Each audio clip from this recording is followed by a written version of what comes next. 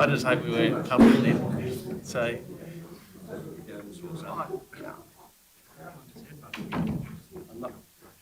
Yeah, I think it's hard for him on that.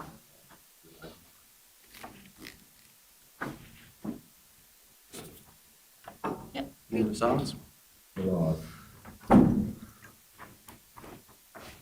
Welcome everybody to the now called Lucindale Council May General Meeting, where we acknowledge and respect our complex history and we welcome everyone to build our future together. Will you please note that we are being live streamed and recorded and published in accordance with the Council's live streaming and recording of public meetings policy. To those present in the gallery today, by attending a public meeting of the Council, you are consenting to your image, voice and comments being recorded and published. Anyone who is invited to speak will be recorded and their voice and image and comments will form part of the live stream and recording. Elected members' declaration of interests. Being none, thank you. Public forum, I haven't had anyone approach me. Item 4, petitions and deputations, there being none. Confirmation of council minutes. I'd ask for someone to move that the minutes of the April General Meeting be accepted. Councillor Ireland and Councillor Rayner. All those in favour? Carried. Thank you. On the May special meeting. Would someone like to move that the minutes of the special meeting of the 1st of May be taken as read? Councillor Maguire and Councillor Grundy. All those in favour? Carried. Thank you very much. Ooh. New Telstra Town. Apologies. No. We'll speak later, Mr. Willsmore. I make no apology, Mr. Willsmore. Matters laid on the table, as you can see, that matter is will remain on the table. Thank you very much. The Mayor's report is me, and it's. I'd like. I'm happy to move that my report, recommend my report to the council. I'll ask for a seconder, Councillor Downwood. Before we go on, I'd just like to add, if I may. Last Friday, I was at the Local Government Association ordinary general meeting in Adelaide at the Town Hall. All of this information will be made available. I'd just like to bring to your attention that the meeting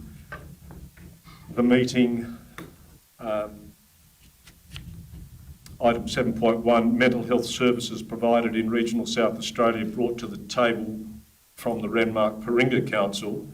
And I'll just read this, the first part, that the Ordinary General Meeting requests the LGA to strongly advocate for the following. 1, in accordance with the item of business submitted by Renmark Paringa Council, A, recognition by Health SA of the poor mental health services currently provided to regional South Australia, as detailed in the review of rural mental health services in a report of May 23, and B, urgent action on all 30 recommendations contained within the response to the review of mental health services in South Australia, 13th of September 23. It went on, and there was quite a paper that was endorsed by the Ordinary General Meeting. The other item of interest was 8.1, a recommendation put to the meeting by the Campbelltown City Council around domestic violence action. And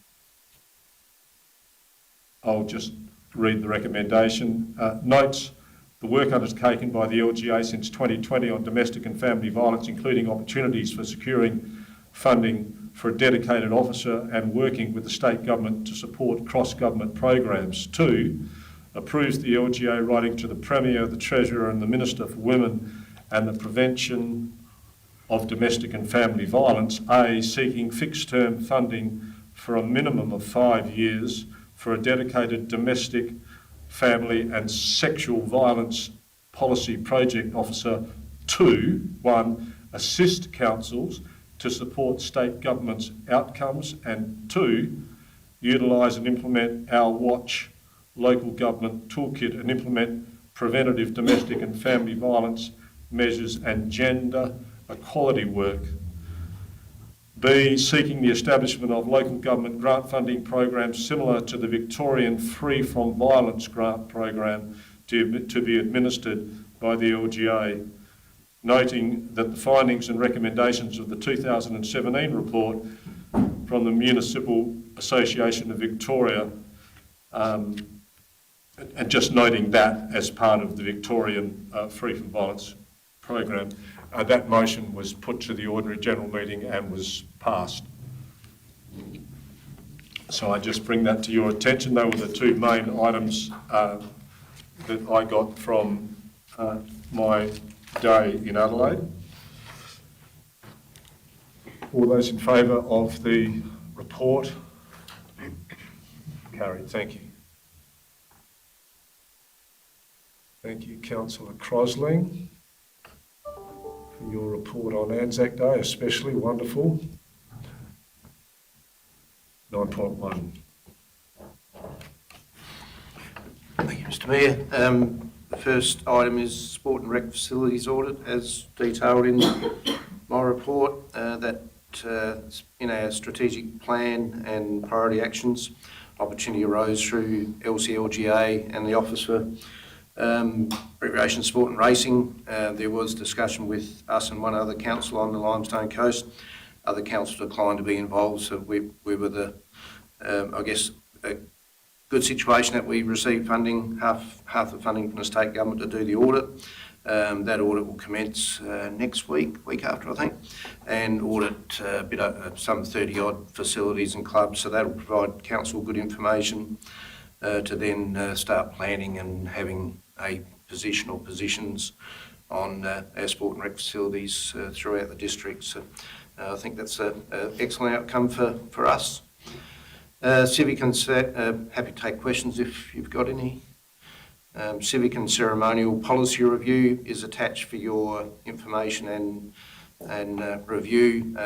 Mayor Ross did mention there may be some interest in retaining Seniors Week and Volunteers Week within the policy. Happy to take questions on that as well. The policy, I guess, sets a minimum standard. So if an event is not in there, that doesn't preclude council from doing something for whatever week may be there for different events that happen through the year. Currently for seniors and volunteers, we run various programs, not necessarily recognition, but various programs through the library, whether it be IT assistance or various things. So happy to take questions on that. Otherwise, I do have a recommendation that we endorse that policy as presented. Councillor Grundy. Thank you, Mayor Ross. Yeah, well, I read the report, of course, and whatnot, and I'd like to move the recommendation only with it including all references to the National Volunteers Week and Seniors Week, and for it not to be deleted. While I endorse the inclusion of Anzac Day and Remembrance Day, it's disappointing to see the proposed removal of National Volunteers Week and Seniors Events Week. Our rural communities rely heavily on volunteers, and the total hours are countless in sporting clubs, field days, Meals on Wheels, and the list goes on. And our seniors have spent their lives investing in our future and deserve full acknowledgement also, I think. I think we should seek to keep the plight of these two groups front and centre. And one way of doing that is to keep it in our policy, I think. So all of these organisations would or could, all of these organisations who would or could be acknowledged should be done by the councils, as I think that the council is probably the most obvious organisation in that it represents all of the community. So, yeah, I'd like to move that the recommendation be endorsed, only including National Volunteers Week and the Senior Week references. Thank you, Councillor Grundy.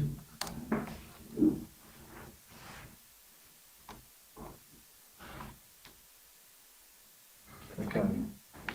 Councillor Goodman. Question, if I may, to Mr. Smart. Is there some rationale around why those two things were removed from the policy? Again, it's a minimum policy, so you can still, council can still choose to hold events, whether it be for Seniors Week or Volunteers Week or a recognition event. We have in the past tried to hold events, and we've struggled to get any traction or attendees. So there has been efforts made in the past. We used to have a host regional volunteer service here. That funding for that finished probably 2 years ago, so we don't have that service to organise things. But yeah, so it's no reason why it should or shouldn't be excluded. And again, it's a minimum policy. If we choose to recognise an event, we can do so during the year as well. So there's, even if it's not in the policy, so this applies to other events as well. It can be put in front of council or an operational decision to do something as well within budgetary limits. So by recognising something in policy means we should do something, and that's fine. It also probably comes with a budgetary effect. So if we want to hold an event or do recognition, depending what that may mean, that would come at some expense or effort as well. So, okay. If I may, just further, in the last week I've spoken with other mayors in our region around Volunteers Week, and they all generally have an event. I do note that Tatiara has gone from having more than one dinner event at Keith, Bordertown, and also a function at Pathway.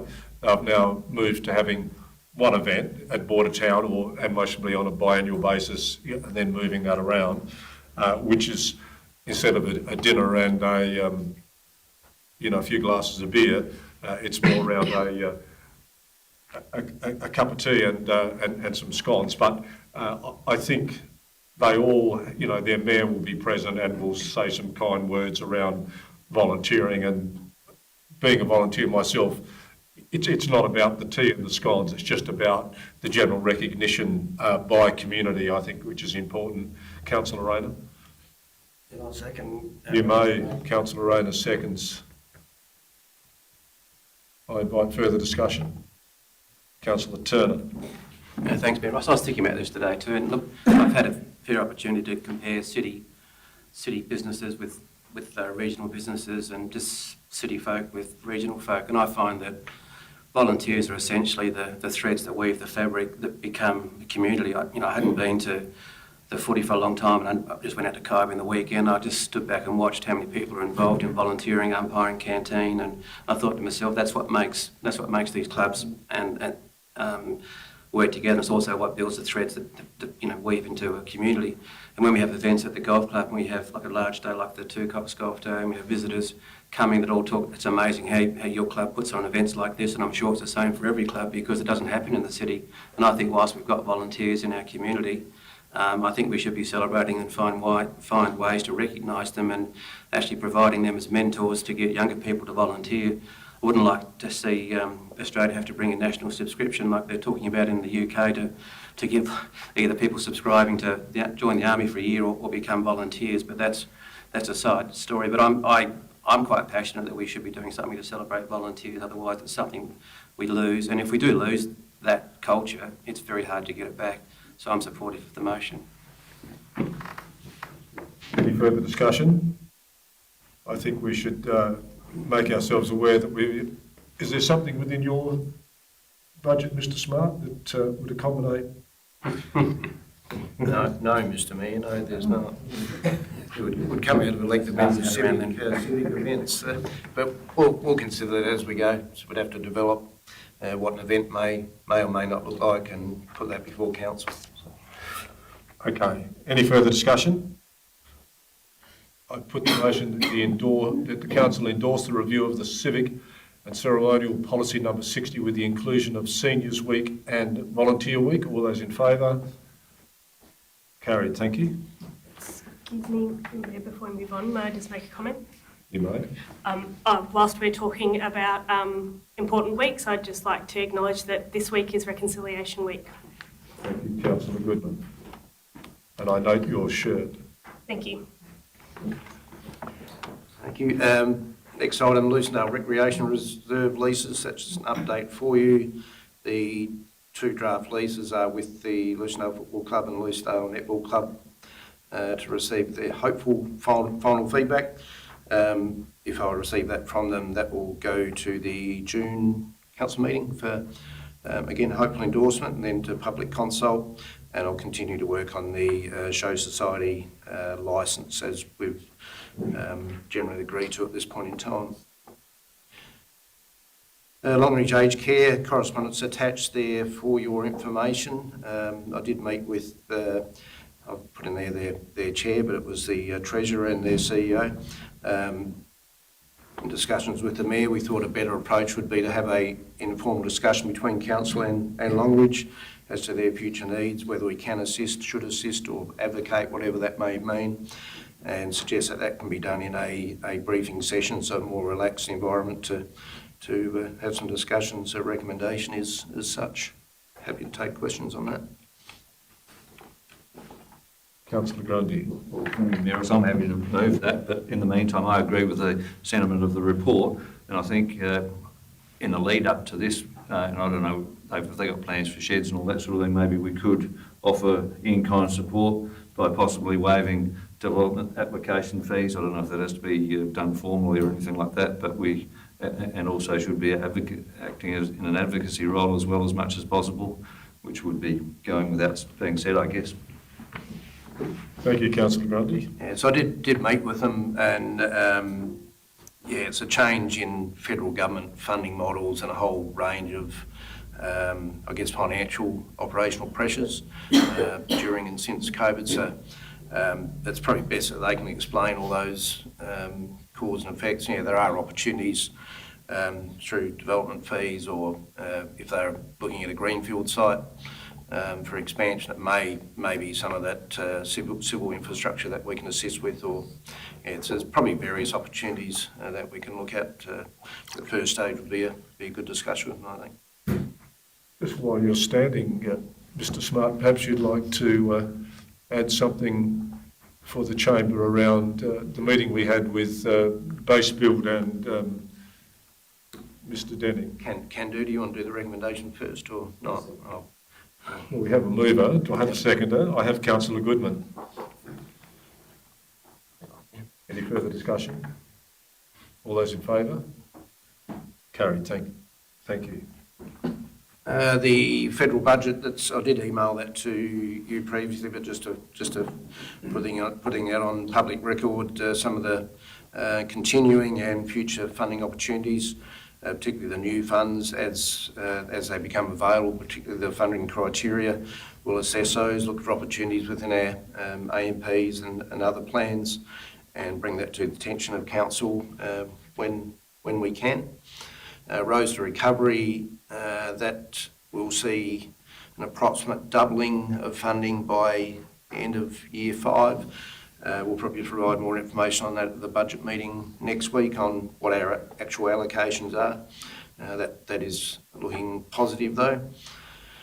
Other meetings, I'll put in there 2 months because I didn't have a CEO report last month, so they're there for your information. As the Mayor has alluded to, both myself and the Mayor met with Basebuild in Adelaide last week.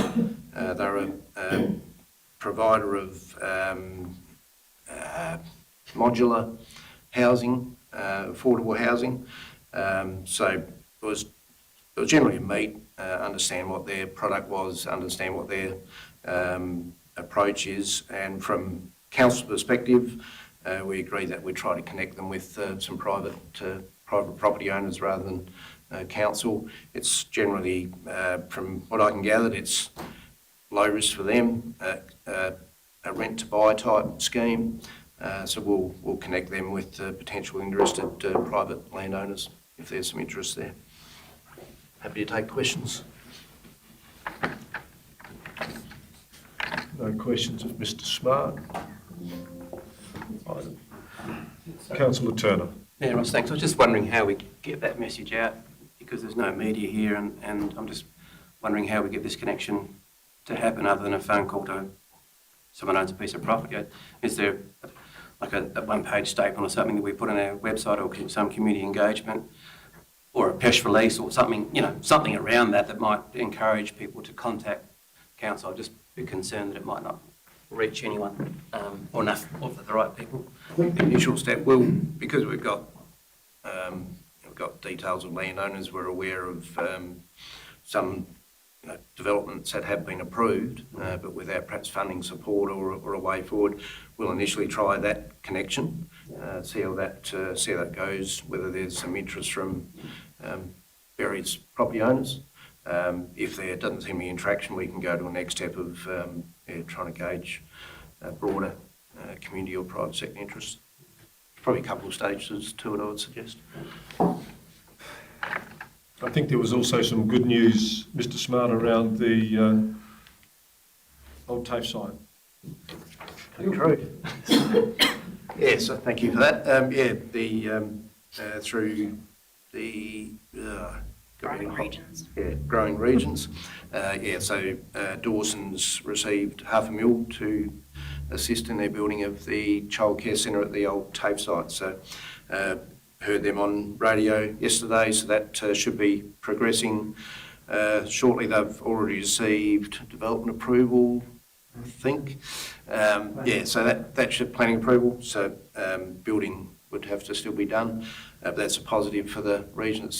Initially was 80, I think, on radio yesterday saying it's a 60 placement centre, but that's great for the town. We provided a couple of letters of support to help their application. That was all linked to the regional growth strategy and our own strategic plans. So again, a good outcome for Naracoorte. And in conclusion, they're hoping to have that completed and handed over towards the end of 2025.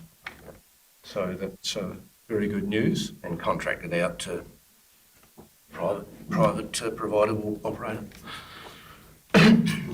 Thank you. Key projects. Mr Willsmore. Thank you. Further to the report, we had a burial in the Naracoorte Cemetery on the weekend. Some of the attendees approached our staff and thanked them and wanted to pass on their thanks for the upgrade we've done through the historical section. So paving that historical section provided greater access for some of the attendees, and they were quite appreciative of the work we've undertaken. So I just wanted to pass that one on.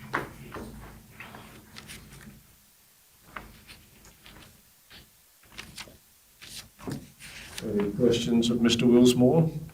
I note, Mr Willsmore, that the Binnabani Road came in quite nicely. Yes.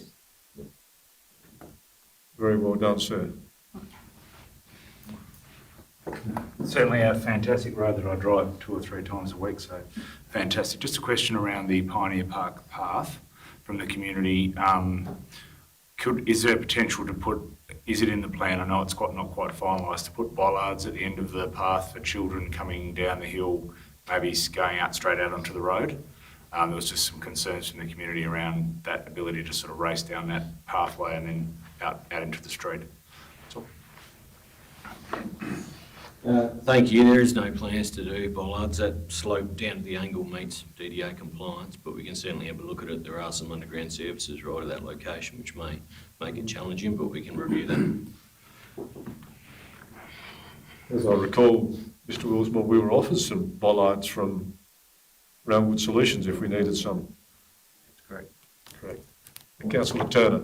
I'll just make a comment. Look, I actually made a point today of I needed to do something at home, and I parked my car to walk on that path today to see what it's like. So I walked from one end, the opposite end of where the toilets are, and walked past the train. And I looked at the train, reminded me when I was a kid hopping on that train. And I thought, I think it's a really wonderful asset. I congratulate the council on the thought and design behind that. I think it really brings that park to life. And I think that will get a lot of use, and there's some nice little spots to rest. I saw some people, just using that area. I think congratulations should be given. It's a good asset in a really visual part of town. Thank you, Councillor Turner. Councillor Ireland? Yeah, thank you, Mayor Ross. Just to add to that, I mean, some of these projects look fantastic, Mr Willsmore, and I have had a couple of members of the public that have complimented the council on the job on the Binham Benaya Road. They said it's absolutely spectacular. Very happy. So, job well done. Thank you, Mr Willsmore. Councillor Goodman? The round table, this one. Councillor Turner's comment earlier just got me thinking that whilst we're celebrating these achievements in the chamber, it would be nice to get that out further. And is there opportunity to do some, community engagement, social media posts celebrating these jobs? Mrs Collins is all over it. Thank you.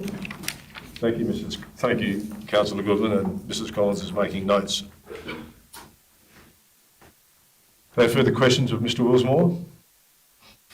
We move to item 11. Thank you, Mayor Ross. Settlement. Nothing further to add to the report. Happy to take any questions. I've had several conversations with Ms Edmonds over the last couple of days and resolved any of the issues that I may have had, so thank you very much. And she's always available for members that would like some clarification. Excellent. 11.2, budget review. Thank you, Mayor Ross. So as councillors are likely aware, this is our effectively fourth and final review for the financial year. So as the report states, we look at all lines probably a bit more thoroughly as far as where our actual sitting versus where we're forecasting for the next couple of months.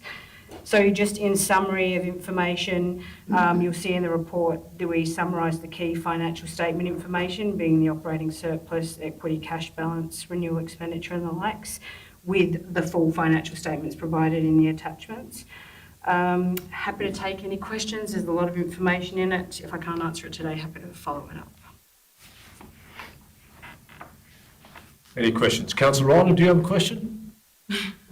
Sorry, no, I don't. Excellent. Thank you, Councillor Ryland. 11.2. Yes? Yep. Move the motion. Yes.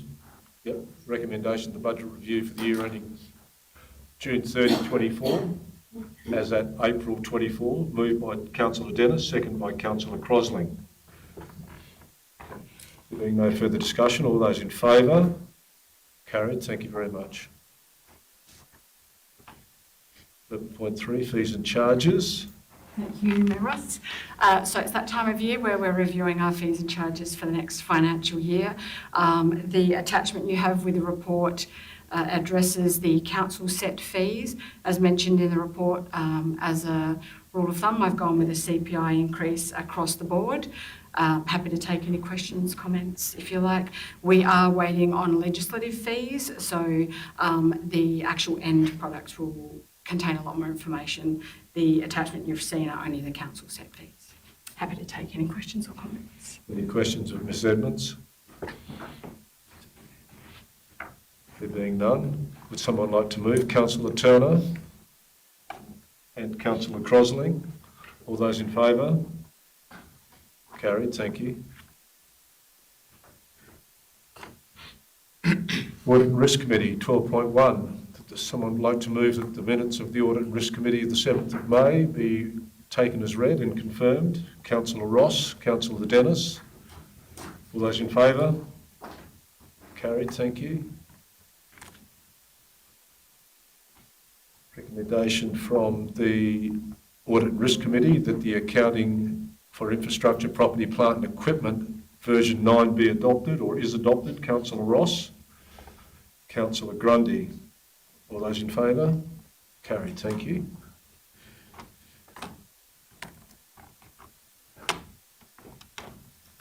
Strategic Asset Planning. The minutes of the strat plan held on the 14th of May be taken as read and confirmed. Someone like to move to that effect? Councillor Goodman, Councillor Turner. All those in favour? Carried, thank you. Would someone like to move that the council proceed with the Macmillan Road Extension Option 3 and finalise the detailed design? Councillor Crosling, Councillor Downward. All those in favour? Carried, thank you. The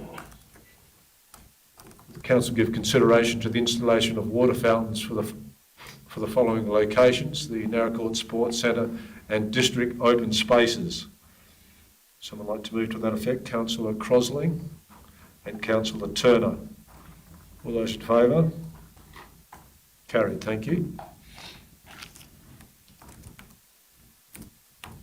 A recommendation that council prepare position papers to assist the public to understand council's actions, addressing and assisting council can provide for housing shortages in the council area. Councillor Goodman moves that.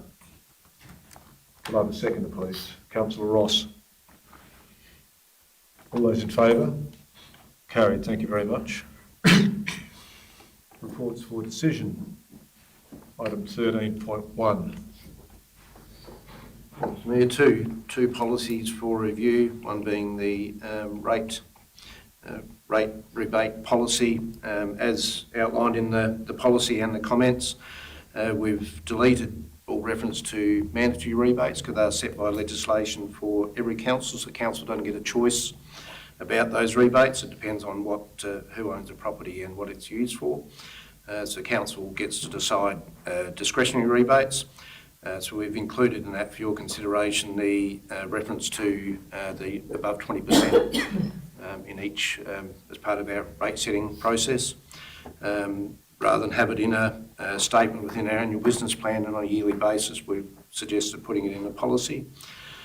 So the rate rebate policy, it's there.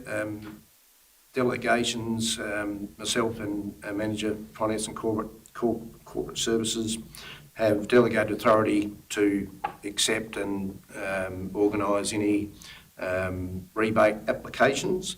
So that means we get appropriate information from an organisation of the why, etc. And then we don't have any delegated authority to determine a rate rebate. They will have to come before council. So that's outlined in the policy.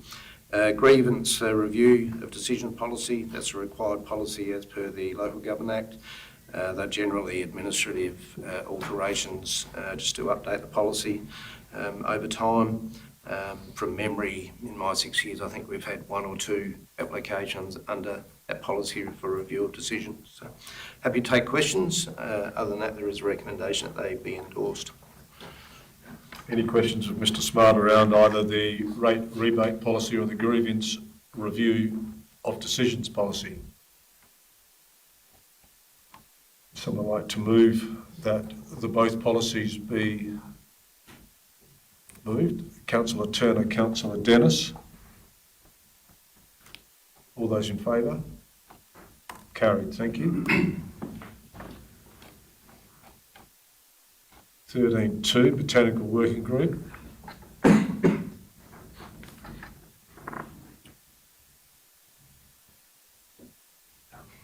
It's a recommendation that the pine tree located at the Lucendale Cemetery is removed by council as it is causing significant damage to grave sites. Councillor Goodman. Can I speak briefly to that? Would you like to move? You'd like to speak? I'd like to move and speak to it too, please. Councillor Goodman moves, and of course you speak. Just as a little bit of extra context to that, the tree is in a part of the cemetery where there's been quite a lot of work on upgrading old headstones, so it makes sense to protect and look after that work. And also there was discussion within the group that some community engagement or media be done so that people are aware that that's happening and it gains support rather than questions. Thank you. I was also wondering, Councillor Goodman and the Botanic Group, especially given the removal of pine trees at the Lucendale recreational area, whether there may not have been an opportunity to actually use the stumps for some sort of carving or, you know, because all of a sudden the stump doesn't become a risk because the tree is dead. like the Fatherwood trees that you see on our way to Penola, and whether there mightn't be an opportunity to do something with a 10-foot stump or whatever it might be, instead of just chomping it all the way down and at the end. But I'll ask for a seconder for Councillor Goodman's Councillor Rayner. Any further discussion? All those in favour? Carried, thank you.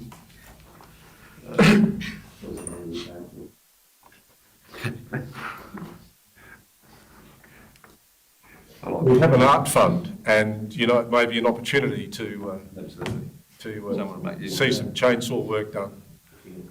Somebody make use of that. We have could I ask someone to move that the tree located on the corner of Pinkerton Road and Wimmera Highway is removed at the council expense? Sorry, I'm happy to. Councillor Goodman was. I was going to share the love between the Botanical Working Group, That's all right. Councillor No, Maguire. Moving a tree getting cut out there. I'm happy to second it because Councillor Goodman's hand was up before mine. There. Councillor Maguire moves, Councillor Goodman seconds. Thank you, Councillor Maguire. Is there any discussion around the tree on the corner of Pinkerton and Wimmera? There being none, I put the motion. All those in favour? Carried, thank you. Would someone like to move that the tree located at Donald Street is removed as it has not responded well to the previous trimming and removed at council expense? Councillor Crosling, Councillor Goodman. Any further discussion? All those in favour? Carried, thank you. We have 2 trees on Pine Grove. That's novel.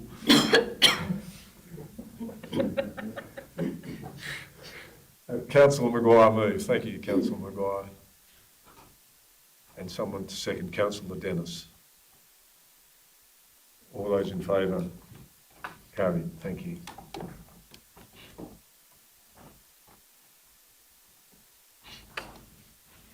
Yes.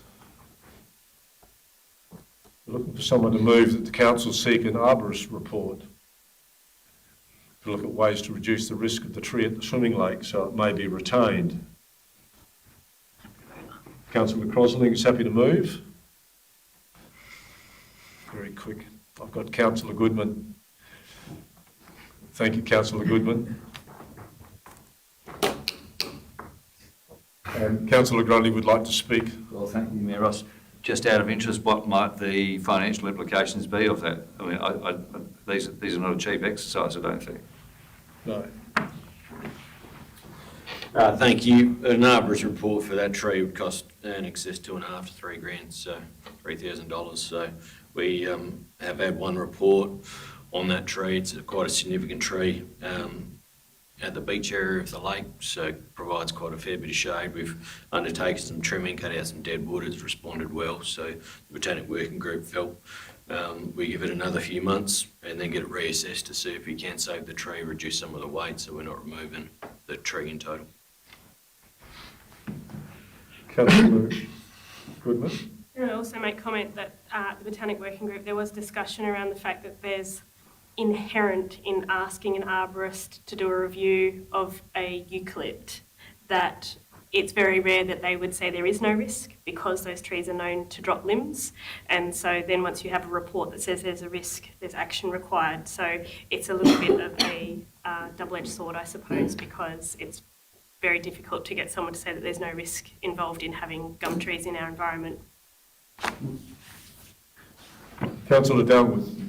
Mr. Mayor, wouldn't it be more prudent to put some sort of restriction around the base of the tree that doesn't allow people to park under it or put themselves at risk? As Councillor Goodman has said, you can't predict when a gum's going to drop a limb.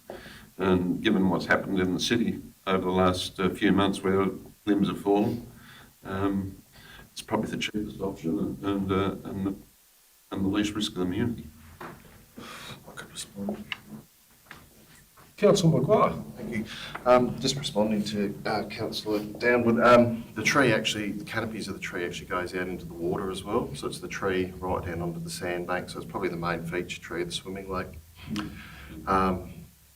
Takes up quite a bit of that grass area as well. And then if we went down that road as well, and we did discuss it, there is a lot of old gum trees in the car parks around the swimming lake as well. So it's a real tricky one. You really can't sort of be fencing off half of the parking area and a large part of the swimming lake and the shade area. So that's where we come to our conclusion for this motion. Councillor Grundy. Without me presuming anything, Mayor Ross, is the end game here to remove this tree? Is that what we're looking to potentially do? No, I don't think so. No. Would you like? You've already spoken, Councillor Goodman. Respond as You're asking leave to the meeting to add some clarification? correct. Excellent. As a member of the Botanic Working Group who came up with this recommendation, I feel I'm in a good position to provide that, which is the end game is to try and retain the tree if possible, but understanding the risks and seeing if we can mitigate them, but with a lens that safety is the highest priority. Thank you, Councillor Goodman, for that clarity. Is there any further discussion? Any questions? I put the motion. All those in favour? Carried. Thank you.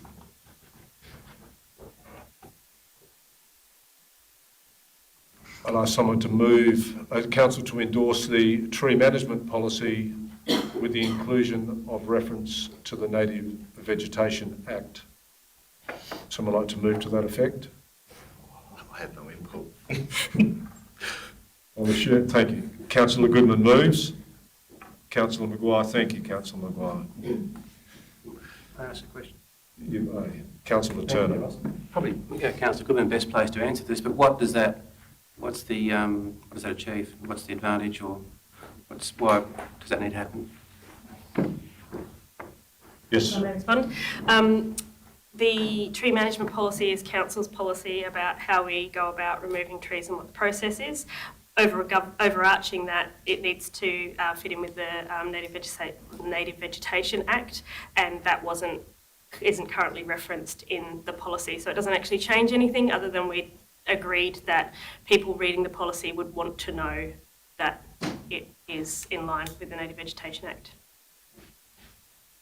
Very simple. Thank you very much for that explanation, Councillor Goodman. I put the motion. All those in favour? Carried. Thank you very much. 13.3, Community Art Fund. Mrs. Collins. Thank you, Mayor Ross. As you all know, this is an annual grant funding program which was initiated through Council's Community Art Framework some time ago. So it provides significant visual impact in the art space through minimal spend. Significantly, this year's round was very competitive and attracted the highest ever number of submissions since the establishment of the fund in 2017, 2018. So I commend this year's recipients to you as per my recommendation. Thank you very much. Are there any questions of Mrs. Collins?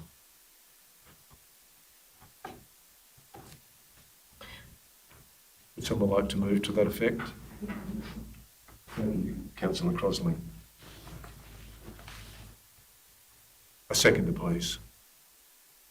I second it. Councillor Turner. Is there any further discussion? Any questions of Mrs. Collins? There being none, I put the motion. All those in favour? Carried. Thank you. 41. Councillor Dennis. Just in relation to the third part of the motion. Previous motion. That yes, that will we receive a report back to council with the progress of the establishment of the Artist in Residency Field Research and Exhibition Program? Yes, we will receive follow-up information on all of the projects, including that one. Yeah, they have to do that as part of their grant acquittal. Thank you, Mrs. Collins.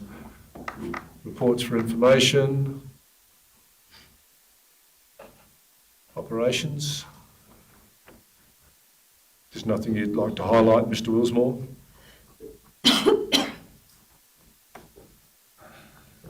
Thank you. Any questions of Mr Willsmore? 14.2, planning and compliance. Mr McCroskey, is there anything you'd like to add? Just quickly, Mayor Ross, as the report states that the last stage of the North Parkland burns has now been completed, council staff will now turn their attention to the management of the pest weeds as they germinate as per the requirements of the prescribed burn permit. Excellent.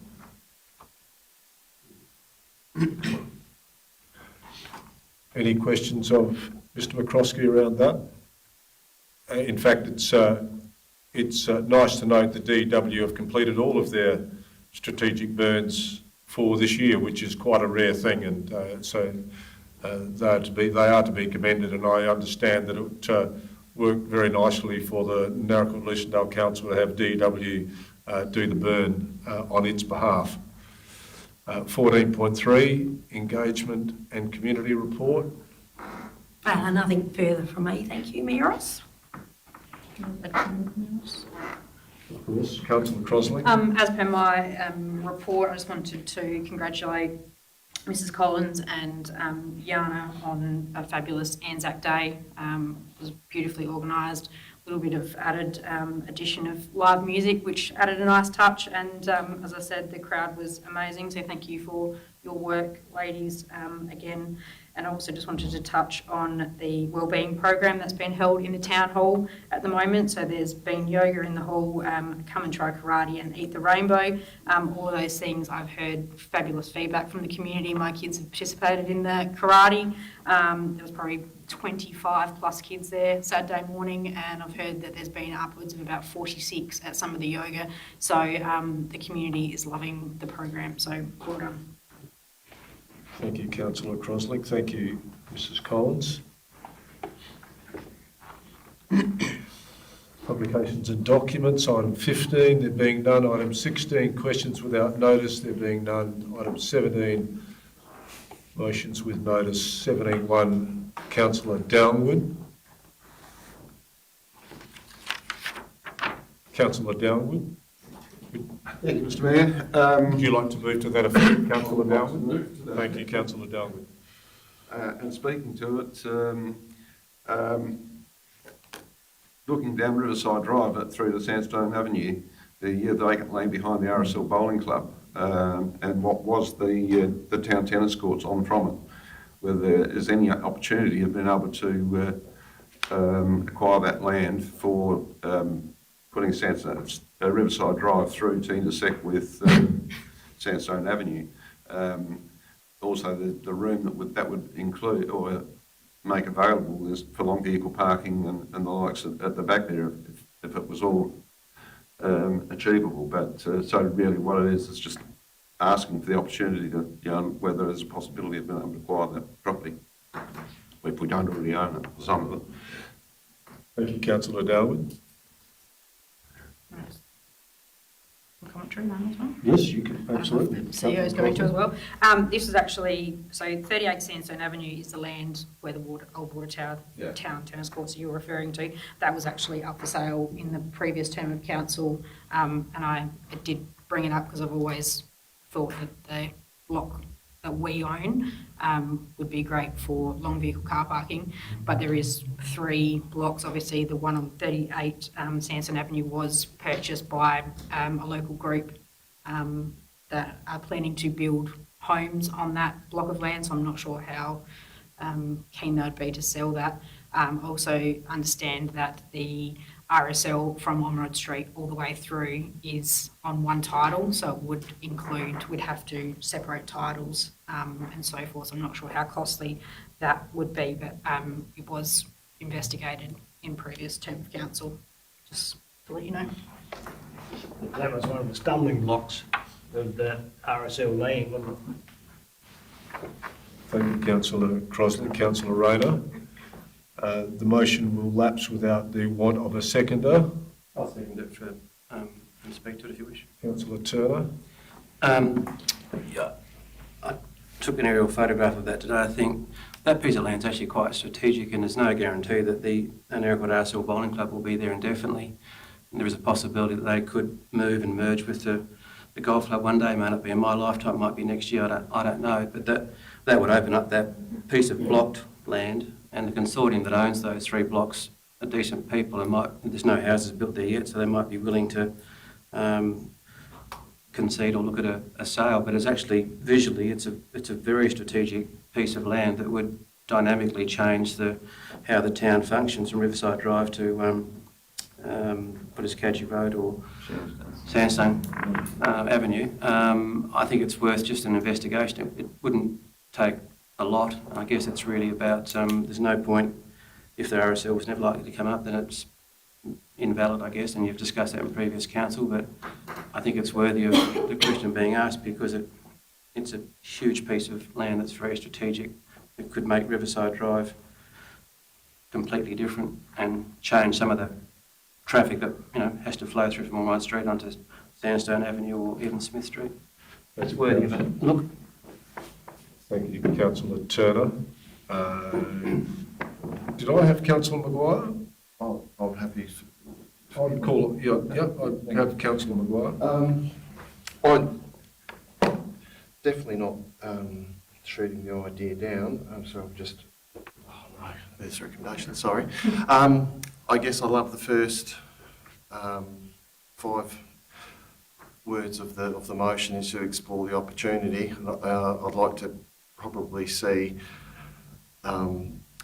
not the opportunity of acquiring the vacant property, but actually just doing a bit of research first into, what we'd like to achieve, estimated costs on building the roads, how much parking we would get into that. Can we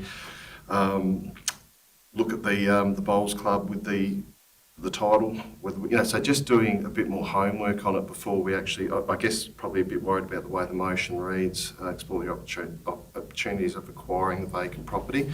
I guess I'd probably like to see a motion more of explore the opportunities and costings of,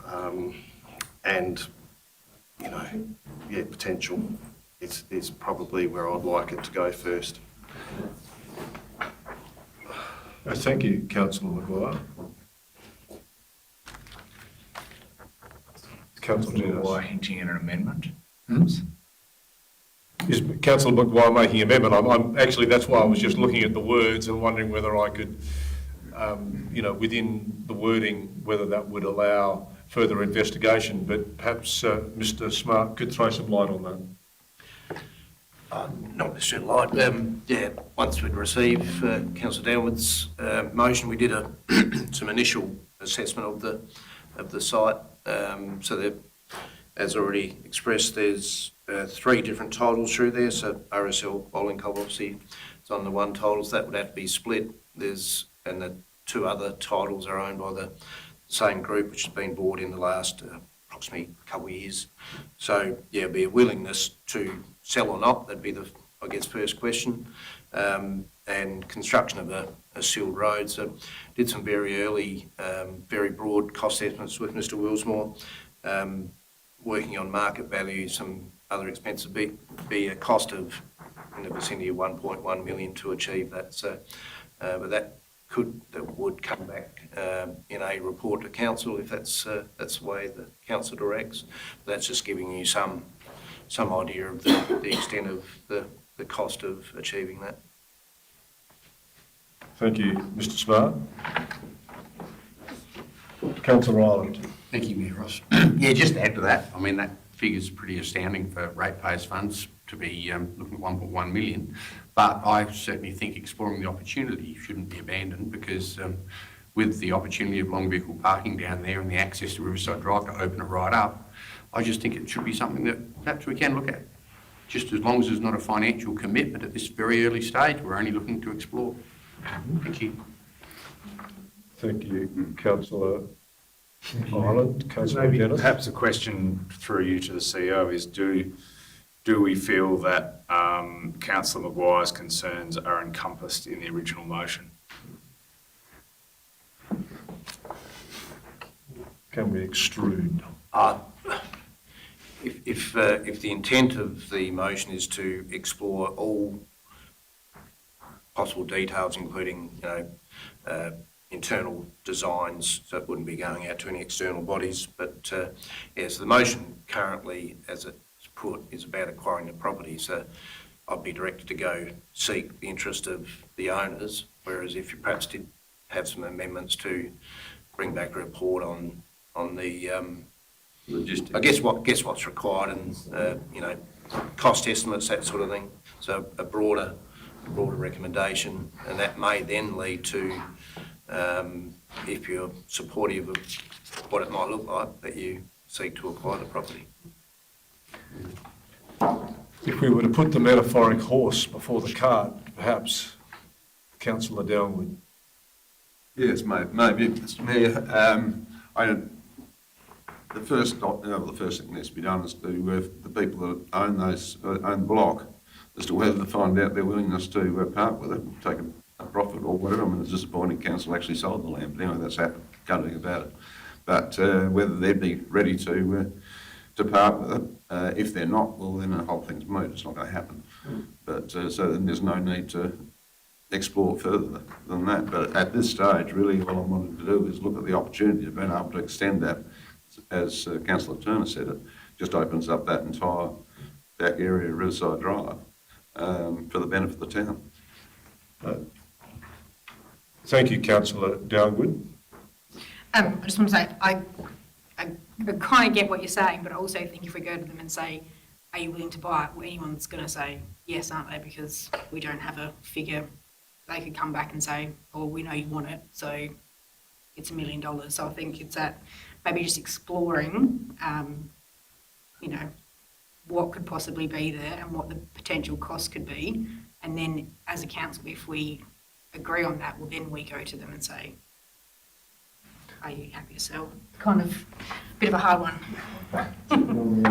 I actually thought that your explanation in closing, Councillor Downwood, was satisfactory, and I will put the motion as it stands, that the council explore the opportunity of acquiring the vacant property behind RSL Bowling Club through the Sandstone Road Avenue to enable council to extend Riverside Drive to intersect with Sandstone Avenue. All those in favour? Carried, thank you.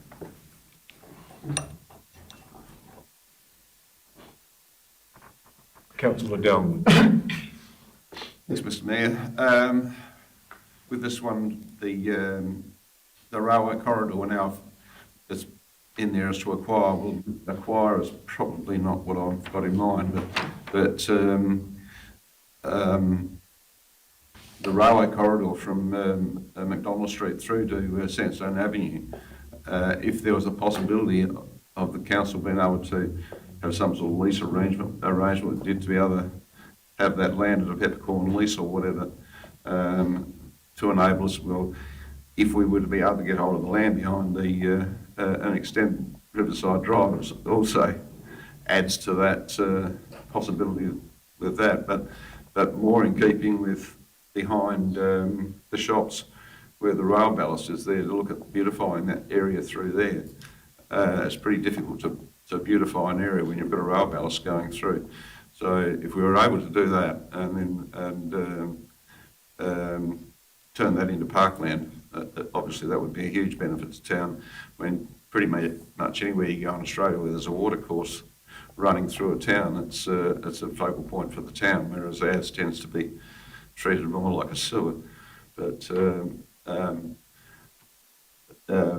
given that government allowed Mount Gambier Council to City Council the land in the centre of the town where they were for beautification and paths, I think this request would be very much in keeping with that. So depending on what happens tonight, I've spoken to some of my friends in a higher place, and they'd be more than happy to advocate on our behalf if we were to go down that path. Thank you, Councillor Downwood. I was wondering whether the word shouldn't be that the council investigate the acquisition of the rail corridor No one has moved the motion. Oh, well, although you spoke, I was wondering whether we couldn't just change that word slightly. I don't think I moved it, Mr Mayor. No, I don't recall you moving it either. You certainly got up and spoke. I don't recall you moving it. So before that happened, I was wondering whether we might have the council investigate the acquisition, which means just to acquire Yes. the corridor. Yep. Just, if I may, can I just ask to go out of meeting procedure? Can I have approval of the chamber? Thank you very much. Thank you. Councillor Ross. Question just in regards to the Mount Gambier situation. Did they actually acquire the land, or was this presented to them to be able to beautify it? Me just thinking of the worst case scenario when you acquire something, you then become the custodian of anything that could come out about it down the track. We all know that the rail corridor there is contamination inherently with it. So if we go and acquire it, we're now going to be taking on the responsibility of future things that could occur. Whereas if we had just had access to it, to beautify it, well then, that way we're not actually taking on the responsibility of something that could happen down the track. That's what my concern was. Similar question to Councillor Ross, along with my note on the eastern end of that rail corridor, we've put rock in there to make a walkway. Do we already have the access we need to do work on the rail corridor as it already stands? Thank you, Mayor. Yes, I'm just probably supporting Councillor Ross as far as the contamination goes. I think if you look back in the history when they originally did the plans for the Creek Walk, that was a hot topic. It's an elevated area and there's a lot of soil there that you'd have to remove. And I think back then the conclusion was just to leave it where it is rather than move it. And probably the same concerns if we acquire it. How many tonnes of contaminated soil do we have to move out of there? That's my thoughts. Councillor Ireland. Yeah, thank you, Mayor Ross. Very much with what Councillor Goodman said, agreeing with her that we've already used this rail corridor for walking paths, etc. And if we could have a little bit of feedback as to how that's possible. I do wonder that as far as the acquisition goes, whether, there's acquisition, lease, or as with recreation reserves, placed under our care and control so that we can do with it what we want. We have got railway line and sleepers right through the middle of our beautiful town. If there's something we can do to rectify that, yeah, I think we need to look forward. Thank you. Mr Wilsmore. Thank you. So we've got a couple of leases over the land. So the McDonald Street end, where we've turned that into a bridge. So we've put recycled plastic bearers over the top of the railway line infrastructure, so we haven't disturbed the railway line. And then on the eastern end, Councillor Goodman referred to, so we've rubbled that within the rail line infrastructure again, so we haven't disturbed any of the infrastructure there. So we've had formal leases with the department for that, for us to look after and maintain. They do like to have the infrastructure remain in place in our dealings with them. One of those was before the Mount Gambier example, one was after, so I'm not sure how Mount Gambier come about that. We can investigate that, but yeah, there's certainly opportunities to lease it, but that's keeping the infrastructure in place. So there would certainly be some risks with dealing with railway ballast and soil and the like. If we wanted to take ownership of it, that would come back as part of the investigation as well. I'd ask the meeting whether they've had enough discussion in general. So I get that. So so when we move back into meeting procedure, I'd like some understanding from the members on how they'd like to proceed with a motion or a position. All those in favour of moving back into meeting procedure, thank you very much. Very good. The floor is open once again to this proposal. Is there a mover? Councillor Downwood. Thanks, Mr Mayor. As I've said, I've already spoken earlier, but at this stage, it's just an investigation. It's not an acquisition. It's so whether there's contamination there or whatever, that can all come into the equation. But I think it's worthwhile investigating the possibilities. Thank you. Do I have a seconder for the motion?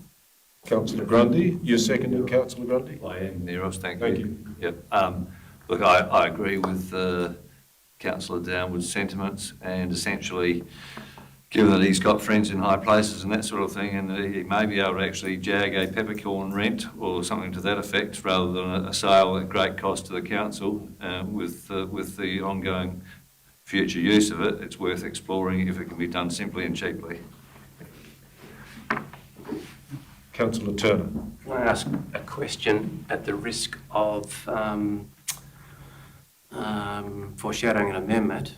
I just wondered whether the word of gain control rather than investigate the acquisition might be better wording. And by saying that, I'd foreshadow an amendment that I would change the wording to the council investigate gain and control of the existing rail corridor as better wording, which would be an amendment, or alternatively, if the mover and seconder agreed, they can do what they like with that. But I'd vote against the motion to foreshadow that, to actually move that amendment, or move an amendment if and if someone thinks it's bad wording, then shoot me down. One assumes the word acquisition means, does the word acquisition actually mean to purchase? So you get a general nodding. Yep. Okay, cool. In that particular case, I do not have an amendment. Well, I'll move it. They didn't respond to changing the wording, so I'll move an amendment that we change the wording to gain control and remove the wording investigate, or remove the wording the acquisition to gain control of. I'm moving it. Yep. I'll support it. Councillor Turner moves an amendment that council investigate Okay. to gain control of the existing rail corridor, McDonald to Sandstone Avenue, from the state government. Do I have a seconder for Councillor Ross? Is there any further discussion? I put the amendment. All those in favour? The amendment's carried.